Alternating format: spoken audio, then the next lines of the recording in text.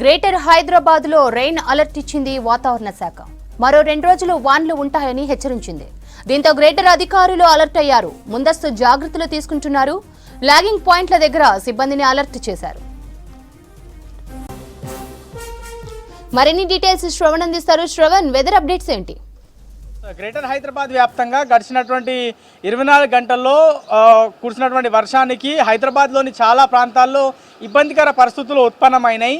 అట్లాంటి పరిస్థితులు రాకుండా ఉండేందుకు అధికారులు ఒకవైపు చర్యలు తీసుకుంటున్నామని చెప్తున్నారు.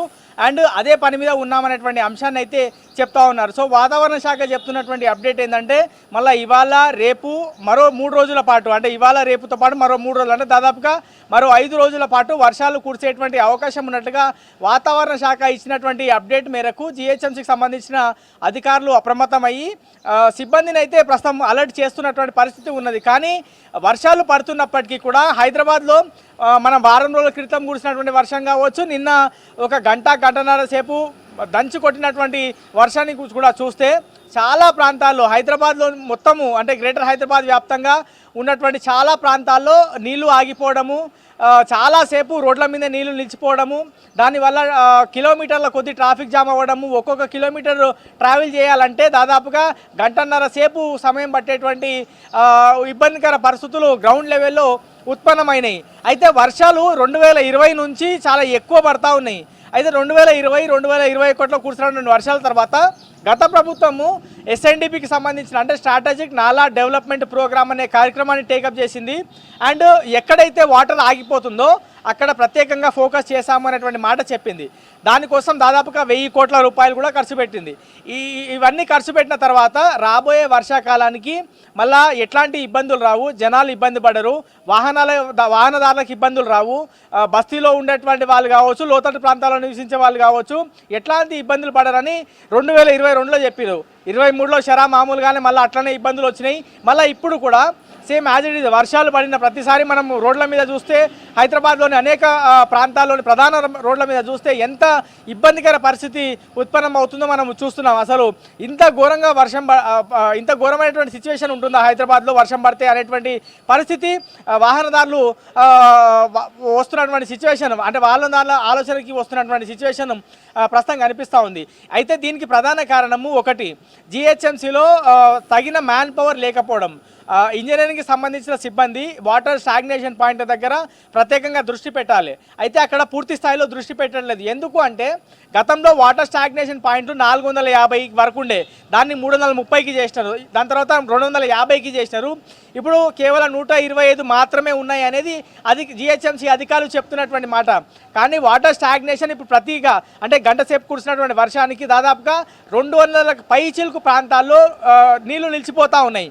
అవన్నీ కూడా వాటర్ స్టాగ్నేషన్ పాయింట్ల కిందికి వస్తాయి. కానీ జిహెచ్ఎంసీ అధికారులు దాని వాటర్ స్టాగ్నేషన్ పాయింట్ల కిందికి రావు అని భావించడంతో అక్కడ సిబ్బంది పూర్తి స్థాయిలో వెళ్ళకపోవడంతో వాటర్ స్టాగ్నేషన్ అనేది అక్కడ జరుగుతూ ఉంది. దీంతో జనాలు మస్తు ఇబ్బందులు పడతా ఉన్నారు. మరోవైపు డిఆర్ఎఫ్కి సంబంధించిన 30 టీంలు ఉన్నాయి. వాళ్ళ దగ్గర డీవాటరింగ్ పంప్స్ ఉన్నాయి. ఎక్కడైతే చెత్త వెళ్లకుండా ఆగిపోతుందో ఆ చెత్తని మొత్తం క్లియర్ చేసేటువంటి పని చేస్తారు. వాటర్ మొత్తం సాఫీగా వెళ్ళేటువంటి పనులు చేస్తారు. బోట్లు కూడా దాదాపుగా వాళ్ళ దగ్గర ఉంటాయి. ప్రతి ఎక్విప్మెంట్ వాళ్ళ దగ్గర ఉంటుంది. ఆ టీంలు ఉన్నాయి. అయినప్పటికీ కూడా గ్రౌండ్ లెవెల్లో ఇంకా మ్యాన్ పవర్ పెంచాలి. ఈ వర్షాలు అధికంగా పడడంతో జనాలకి ఇబ్బందులు తప్పట్లేదని గ్రహించిన తర్వాత వాళ్ళు అధికారులు మరోసారి దీనిపైన రివ్యూ చేసి ఈ మ్యాన్ పవర్ పెంచాల్సినటువంటి అవసరం ఉందని వాళ్ళు భావించాలి. ఎందుకంటే మళ్ళీ రాబోయేది వర్షాకాలం. ఈ విధమైనటువంటి పరిస్థితి కానీ ఈ విధమైనటువంటి స్టేటస్లో జిహెచ్ఎంసీ అధికారులు పనిచేస్తే మాత్రం ఖచ్చితంగా సమస్యలను దూరం చేసేటువంటి పరిస్థితి ఉండదు. సో రాబోయే వర్షాకాలం కాబట్టి చాలా ఎక్కువగా ప్రోయాక్టివ్తో పనిచేయాల్సినటువంటి అవసరం ఉంది.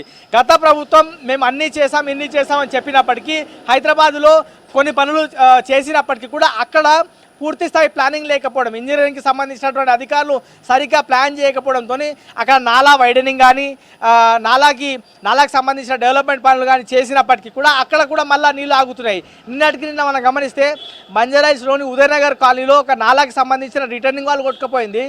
అక్కడ ఉన్నటువంటి సేఫ్టీ కవర్ కొట్టుకుపోయింది. దాని తర్వాత రోడ్డు నాలాకి సంబంధించిన కవర్ మొత్తం కొట్టుకుపోయింది. అంత డేంజరస్ సిచ్యువేషన్ అయింది. ఇంకా ఎట్లాంటి ప్రాణ నష్టం అయితే కలగలేదు. బేసిక్గా అట్లాంటి పరిస్థితుల్లో లోతట్టు ప్రాంతాల్లో అధికంగా వస్తుంది. అంటే చిన్న బస్తీలలో నాలాల మీదనే ఇల్లులు ఉంటాయి, నాలా పక్క పొంటే ఇల్లులు ఉంటాయి. కాబట్టి అధికారులు కొంచెం అప్రమత్తంగా ఉండాల్సినటువంటి అవసరం ఉంది. గత ప్రభుత్వం చేసినటువంటి పనులు అండ్ రాబోయే వర్షాకాలం లోపు మనం చేయగలిగినటువంటి పనులేంది, ఎంత తొందరగా కంప్లీట్ చేస్తే, ఎంత మేరకు పనులు పూర్తి చేస్తే జనంకి ఇబ్బందులు రాకుండా ఉంటాయి అనేటువంటి అంశం పైన ప్రధానంగా దృష్టి సాధించాల్సినటువంటి అవసరం కనిపిస్తూ ఉంది. మరో 5 రోజుల పాటు వర్షాలు పడబోతున్నాయి అనేది వాతావరణ శాఖ ఆల్రెడీ చెప్పింది. ఎందుకంటే నేను ఈ అంశం పర్టికులర్గా ఎందుకు చెప్తున్నానంటే, వారం రోజుల క్రితం 2 గంటల సేపు కురిసిన వర్షానికి హైదరాబాద్లోని చాలా ప్రాంతాల్లో ఇబ్బందికర పరిస్థితులు వచ్చినాయి. నెక్స్ట్ డే మార్నింగ్ వరకు ఇబ్బందికర పరిస్థితి వచ్చినాయి. సాయంత్రం 6 గంటలకు వర్షం పడితే, నిన్న కూడా 4 గంటల నుంచి 6 గంటల వరకు వర్షం కురిస్తే మొత్తం హైదరాబాద్లోని దాదాపుగా 300 నుంచి 350 ప్రాంతాలకు పైగా నీళ్లు నిలిచిపోయినాయి. రోడ్ల మీద గంటల తరబడి ట్రాఫిక్, నైట్ 11:30-12 గంటల వరకు ట్రాఫిక్ ఉంది. సాయంత్రం 5-6 గంటలకు వర్షం పడితే అంటే ఎంత ఇబ్బందికర పరిస్థితి ఉంది. ఉద్యోగాల నుంచి ఇంటికి వెళ్ళేటువంటి క్రమంలో ఉద్యోగస్తులు మాత్రం మామూలు ఇబ్బంది పడట్లేదని చెప్పాలి. సో ఓవరాల్గా మాత్రం వర్షాలు పడ్డాయి, ఇబ్బందులు పడ్డారు జనం. అయితే రాబోయే అయిపోయింది, అధికారులు ఏం చేయలేరేమో, కానీ రాబోయే వర్షాకాలం కానీ రేపేళ్ళను కూడబోయే వర్షానికి అధికారులు ప్రోయాక్టివ్గా తగిన చర్యలు ఏం తీసుకోవాలి. మనము ఎక్కడ ఎక్కువ నీళ్ళు ఆగుతున్నాయి అంటే కేవలము ఓన్లీ ఫర్ నేమ్ సేక్ అన్నట్టు వాటర్ స్టాగ్నేషన్ పాయింట్ల మీద దృష్టి పెడితే కొంత ఇబ్బందికర పరిస్థితి వస్తుంది. సో ఆ వాటర్ స్టాగ్నేషన్ పాయింట్లు ఎన్ని ఉన్నాయి అది నిజంగా తెలిపితే జనం కూడా కొంచెం అవేర్ వస్తుంది. సరే ఇన్ని వాటర్ స్టాగ్నేషన్ పాయింట్లు ఉన్నాయి, అక్కడ నీళ్ళు ఆగుతాయి వర్షం పడితే, సో మనం అక్కడికి వెళ్ళొద్దు, లేకపోతే వేరే రూట్ గుండా వెళ్ళాలని జనం కూడా ప్లాన్ చేసుకుంటారు. కానీ ఆ వాటర్ స్టాగ్నేషన్ పాయింట్ తగ్గించి చెప్పడం వల్ల ఎవరికి ఉపయోగం లేదు. వాళ్ళు సరిగా పని చేయలేకపోతున్నారు, జనం కూడా అలర్ట్ అవ్వట్లేదు. సో వర్షాలు ఇంకా పడేటువంటి అవకాశం ఉంది. కాబట్టి వాటర్ స్టాగ్నేషన్ పాయింట్లు నిజంగా ఎన్ని ఉన్నాయి అవన్నీ గుర్తించి అక్కడ ఏమైనా మరమ్మతులు చేయాలనుకుంటే మరమ్మతులు తొందరగా కంప్లీట్ చేయాలి. అండ్ అక్కడ నీళ్ళు ఒకవేళ ఆగుతూనే ఉంటే నిరంతరం అక్కడ ఒక టీం పెట్టాలి. డీ వాటరింగ్ పంప్స్ కానీ ఇతర ఎక్విప్మెంట్ ఏమైనా ఉంటే అక్కడ మ్యాన్ పవర్ని పెట్టి వాటిని కంట్రోల్ చేసేటువంటి పరిస్థితి ఉండాలి. అయితే ఈ వర్షాకాలం మాత్రం జిహెచ్ఎంసీకి వాటర్ బోర్డుకి పెద్ద సవాలే. డ్రైనేజ్ కూడా పొంగిపోలుతున్నాయి. వర్షం పడిన ప్రతిసారి కూడా వాటర్ బోర్డుకి జిహెచ్ఎంసీకి చాలా ఫిర్యాదులు వస్తున్నాయి. దాని మీద అవి క్లియర్ చేసేందుకు అధికారులు సిబ్బంది వెళ్ళడానికి కూడా ట్రాఫిక్ జామ్ కానీ వాటర్ ఎక్కువ ఉండడంతో మస్తు ఇబ్బందులు పడతా ఉన్నారు. సో వర్షాలు ఇంకా ఎక్కువ పడేటువంటి అవకాశం ఉంది. కాబట్టి దానికి తగినట్టు వాటర్ బోర్డు కానీ జిహెచ్ఎంసీ అధికారులు కానీ ప్లాన్ చేసుకుంటే కొంత సమస్యలు అయినా దూరం చేసిన వాళ్ళు అవుతారు, జనాలకు కూడా ఆ ఇబ్బందులు దూరం చేసిన వాళ్ళు అవుతారు అనేది హైదరాబాద్ నగర వాసులు కోరుతారు. మరి చూడాలి, వర్షాలు రాబోయే రోజుల్లో ఎక్కువ పడేటువంటి అవకాశం ఉంది. కాబట్టి ఏ విధమైనటువంటి చర్యలు తీసుకుంటారు అనేది వేచి చూడాలి. Right Shravan, thank you.